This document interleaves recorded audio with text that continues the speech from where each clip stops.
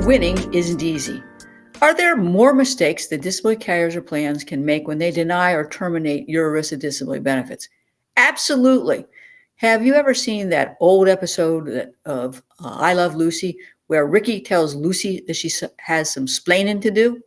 Well, I think reading an ERISA denial or termination letter is like a mashup of a horror show, a comedy show, a sci-fi show.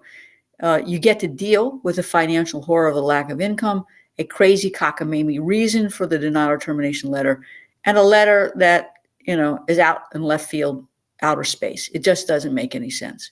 Under the ERISA regulations, a carrier or plan is supposed to do some splaining. They're required to provide an explanation for why the carrier or plan agreed or disagreed and didn't follow the opinions of your doctors, accepted the opinions of their liar for hire doctors, or not so independent ME doctors, the opinions of their vocational, why they rejected the decision of the Social Security Administration. They've got splaining to do. And I will tell you right out of the box, they are generally going to reject your doctor's opinions. It might be that they think the testing was normal, your examination was normal, the doctor's relying on your subjective complaints.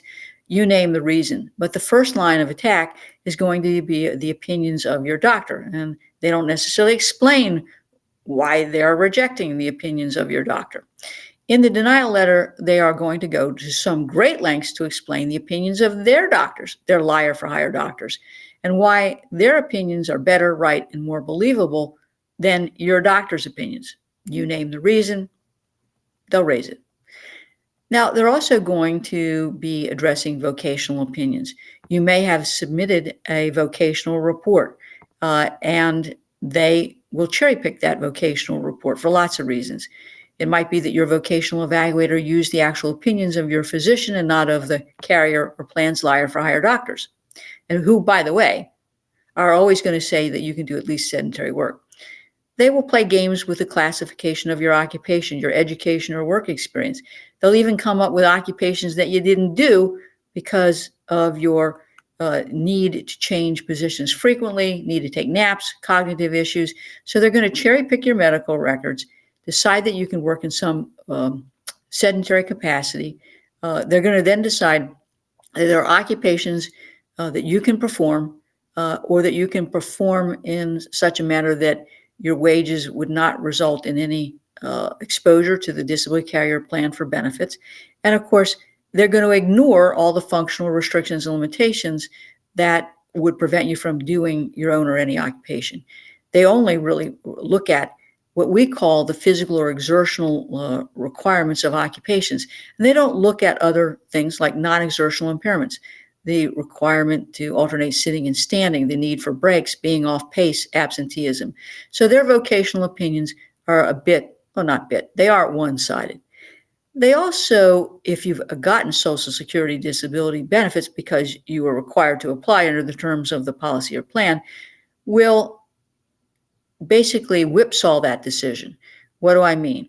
If the carrier says, hey, you got a favorable decision, they're going to say, too bad, so sad, because it's not time relevant.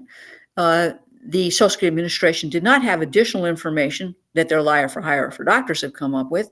And by the way, that Social Security decision was based on your age, which is not a factor in the definition of disability. On the other hand, if your claim was denied, they're going to say, you got it, we're right, baby. And the Social Security agrees with our denial. Now, I think that there should be an explanation beyond the, hey, we got it, we looked at it, we disagreed because of old doctors' opinions, we have different opinions, Social Security didn't consider this or that. But I rarely see that they do that. And I argue that that is a violation of the ERISA regulations. You got to give us an explanation. You just can't say, we got it, we looked at it, we ignored it. Got it? Okay. Let's take a quick break before we come back to the next ERISA regulation violation, which is explanations of medical, scientific, or clinical judgment that they used in reviewing your medical condition. Got it? Let's take a break.